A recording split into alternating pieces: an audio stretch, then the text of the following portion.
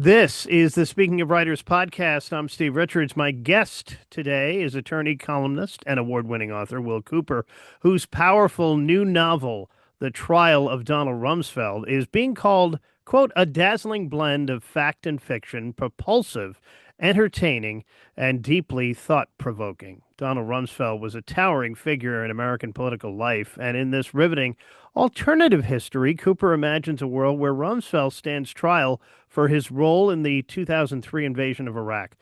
Told through the eyes of a mysterious narrator, the book dives deep into power, politics, and accountability on the world stage. Will Cooper's commentary has appeared in the New York Times, the Washington Post, CNN, Newsweek, and many more. He's also the author of How America Works and Why It Doesn't, and A Quiet Life, too. I'm happy to have Will Cooper here on the Speaking of Writers podcast. Welcome. Thank you, Steve. Great to be here. Well, what inspired you to write The Trial of Donald Rumsfeld? And was there a particular moment or question that sparked this idea? I was always fascinated by Rumsfeld. So I started watching politics and paying close attention around September 11th.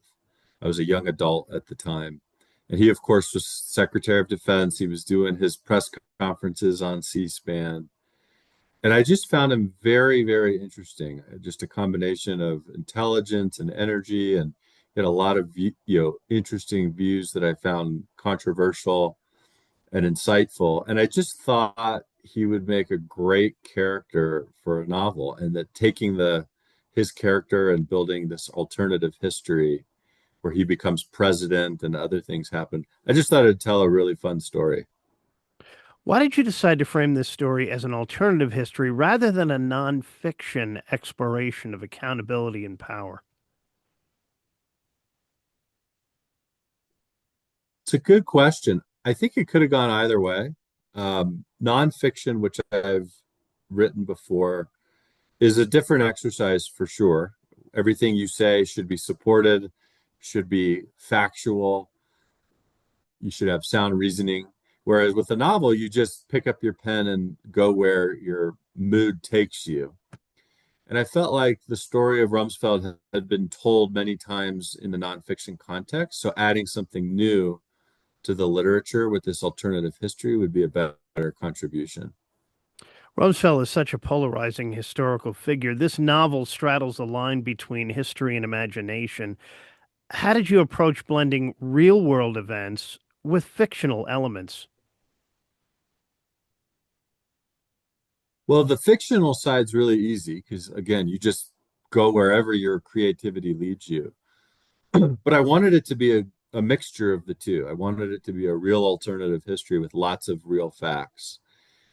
And so I already knew a lot about Rumsfeld, but I also studied quite a bit. I read his memoir again, and did other things. And to me, it's really interesting. Philip Roth did this uh, with his book, The Plot Against America, for example, weaving real historical facts that people will recognize with fiction is really exciting. One of the reasons is because a lot of the things you can do with fiction are the things that you worried about in real life but didn't happen. You can have a lot of drama by actually having those things occur in fiction. That's what Roth did in his book. That's what I tried to do in mine. And so the process was take the raw material of nonfiction with my inputs in fiction and just make the best story I could, unencumbered by the requirements of nonfiction. Well, the narrator, the mysterious narrator, plays a crucial role in the story. Without giving away spoilers here, what can you tell us about this voice and its significance, too? So the story is told by a mysterious narrator who you learn over time not only had a important connection to Rumsfeld, but also played a pivotal role in how the story unfolds, how Rumsfeld goes on trial. I thought there were two big reasons for that. The first was I just found it interesting and entertaining.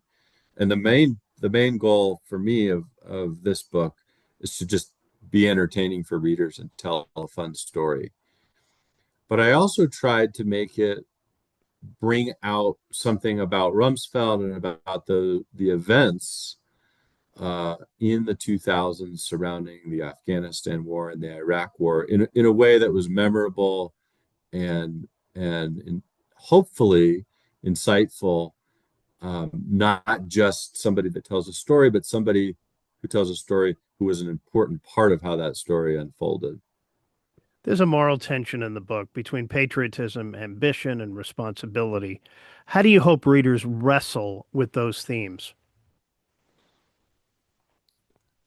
Great question. And one of the overall themes of the book is there's tension in a lot of things. I think if people oversimplify when they assess politicians, they don't think of them as complicated human beings, but rather, a good person or a bad person, a hero or a villain. You touched on key tensions in the book. And hopefully, through reading the book, people will come to see that these people really are people. They're operating in complicated domains, and they're a mix of good and bad. People who do things that you might disagree with on the world stage might actually be very decent people in their everyday lives, and vice versa. Um, and so those tensions were actually a big part of the whole sort of thesis of the book. Well, how do you balance portraying Rumsfeld as a complex human being while still confronting his political legacy, too? It's a great question. That was the challenge of the book in a big way, right? How do you take this very controversial figure who millions of people think has blood on his hands and is a war criminal, and yet show that he's a human being with a family, and his motivations, in my view, his motivations, even if he made mistakes, his motivations were not malicious. I don't think he advocated to go to war in Iraq to get oil or to uh, injure people or things of that nature. I think his intentions were actually good intentions, even though he made his mistake. And so wrestling with those issues of intention versus results and how people are more layered than they're often given credit to be was a big part of writing this book for me. The courtroom scenes feel vivid and cinematic, too. I'm sure your background as an attorney influenced how you wrote those moments, right? Absolutely. And one thing that I've learned as an attorney is I do civil litigation. So the stakes are different than in the criminal law context. But there's a lot of tension. When you're in a big trial, you go to sleep every night not knowing what the jury is going to decide, whether they're going to rule for your company or the other side. And it is a stressful, dramatic context, and ideal for writing because you can really tease out those dramas and stresses. All right, no spoilers here, but what was the most challenging scene for you to write and why?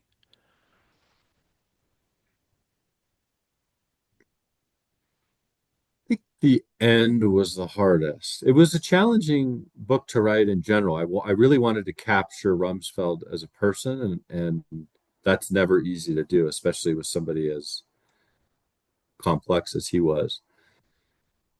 I also, with the ending, didn't want the book to just be, well, we find out the result of the trial and the story's over. I wanted the result to be a part of the ending, but I wanted the ending to speak to something bigger than that. And getting that right and also doing it in a way that was satisfying and entertaining for readers took a lot of effort. At least that was my goal, to make it satisfying and entertaining.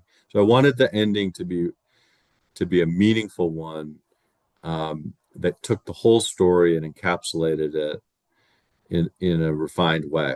And that was the hardest. I had to rewrite that a lot to get it where it ended up. And to build off of that point about being a meaningful ending, do you see the trial of Donald Rumsfeld as a cautionary tale, a satire, or something else entirely? Definitely a cautionary tale. the people who we repose power in this country are human beings with judgment. They make mistakes. They get infatuated with themselves. They get antagonistic towards others in ways that are irrational and biased. And yet, all of this power is reposed in them as individuals and as administration. And the people in power are just as human as everyone else. And the room for error is large. The consequences can be very severe. And one of the things that I try to get through in the book is that even the smartest people in the world often have a blind spot when it comes to themselves, their own self assessment, because of the nature of human beings and the ego and the things that are wrapped up in how we look at ourselves. A lot of people can be very, very smart about the world they live in, but then when they apply themselves, their judgment to themselves, they get it wrong. And people in power can often make decisions not about what's actually happening external to them, but make it about themselves. I want to be a hero. I want to be the person who solved this problem. And that's a very dangerous thing, because it makes really important decisions looked at and decided through a lens that's not a rational one. And so that's a cautionary tale. And I hope people who read this book remember, number one, that the politicians that they may love or hate are real people, um, and should be looked at accordingly. And then number two, a part of that is all that power is reposed in somebody who's just a human being like we are, and they're prone to make mistakes. And that's something we should be very mindful of when we observe what they do, especially in matters of war and peace. What authors or storytellers have influenced your approach to political fiction? Philip Roth, of course, I've mentioned him. I think Yeah. he's a brilliant writer. I'm not the only one who thinks that. The Plot Against America was a great book. Curtis Sittenfeld also wrote a recent book about Hillary Clinton. And the premise of that book was that that she said no to Bill when he proposed. It's called Rodham. It was a bestseller. It was a very well done book, and I really liked that idea of taking a well-known person and changing something fundamental, and then seeing where the ripples in the pond go. So those two books, I think, played a big role in writing the book and really inspiring me to write it in the first place. Is there a book you think every American should read? How America Works and Why It Doesn't by William Cooper. Sorry for the self-promotion there and the joke. I think Founding Fathers is a good. I think the Founding Fathers is a good place to go. My favorite is John Adams by David McCullough. Yeah. We get a lot of contemporary opinion. Anybody that follows politics and government knows generally what the debates look like today. But even though the founders got it wrong, and we can learn from those lessons, understanding the intention behind the systems that they've set in place and the goals and their aspirations, and certainly didn't live up to them in numerous ways, but understanding the direction that they wanted to put the country in from the beginning as a democracy with three branches of government, checks and balances, federalism, just understanding those rules really enriches one's perspective in interpreting modern current events, in my view. So if I had to pick one book, I would pick John Adams by David McCullough. It's a brilliant book about one of the most important founding fathers. If you could have dinner with any political figure from history, who would it be? Hmm. Abraham Lincoln. I would love to hear firsthand what he was thinking and feeling being even more important, I think, at the depths of what he went through as president. We take for granted this incredible experiment success and the human flourishing that we experience as Americans, most of us, compared to history, is tremendous. And I would love to know what he felt. And one question I would ask is, at the lowest moment, what would you place the odds of winning? He would have a very informed judgment of what the odds were that he would win the Civil War. And I wonder what that number would be. Was it 8%? Was it 18? Was it 45? And that's as close as a number I think you'll get to saying that's how close the American experiment uh, came to completely stopping. And yet, here we are so many years later enjoying, all the generations that have come since building this experiment.